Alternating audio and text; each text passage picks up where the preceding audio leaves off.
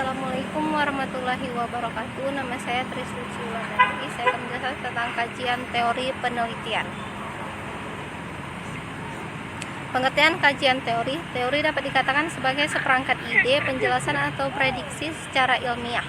Dalam penelitian kuantitatif, teori memang bukan satu-satunya bahan untuk melihat persoalan yang diteliti. Teori dapat digunakan sebagai informasi pembanding atau tambahan untuk melihat gejala yang diteliti secara utuh, sehingga teori membantu peneliti memperoleh wawasan dan inspirasi agar dapat memaknai persoalan. Fungsi teori dalam penelitian kuantitatif. Dalam penelitian kuantitatif adalah sebagai bahan pisau analisis yang diteliti sebagai gambaran jawaban terhadap pernyataan-pernyataan yang terdapat pada fokus penelitian. Jika dalam penelitian kuantitatif teori berwujud hipotesis atau definisi, maka dalam penelitian kuantitatif teori berbentuk pola atau pattern atau generalis. Oleh karena itu, uraian kajian teori dapat memuat beberapa hal pokok. Yang pertama, konsep, pengertian, landasan, tujuan, dan sebagainya. Yang kedua, teori pokok yang dapat membantu peneliti untuk menjawab fokus penelitian yang dijabarkan dalam bentuk pernyataan. 3. Teori pendukung yang sejalan dengan teori pokok. 4. Pemaknaan peneliti terhadap teori yang telah dikutip, yakni sebagai membuat penjelasan atau kesimpulan yang sesuai dengan pemahaman peneliti.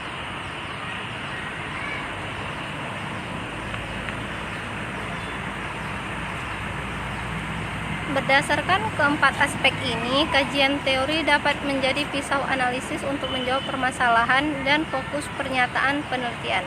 Hal ini berarti bahwa teori yang dibangun pada bagian bab kajian teori adalah dibahas, dibandingkan, serta disintesiskan dengan temuan penelitian yang diuraikan pada bagian bab pembahasan.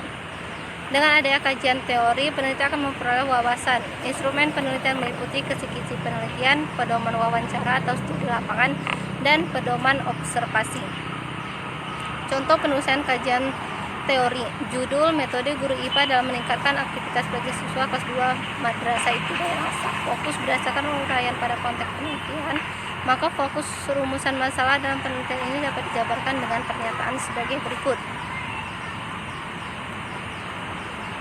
Pertama, bagaimana persiapan metode guru IPA dalam meningkatkan aktivitas belajar siswa kelas 2 di Min Langsa. Yang kedua, bagaimana pelaksanaan metode guru IPA dalam meningkatkan aktivitas belajar siswa kelas 2 di Min Langsa. Yang ketiga, bagaimana implikasi metode guru IPA dalam meningkatkan aktivitas di Min Langsa. Kajian teori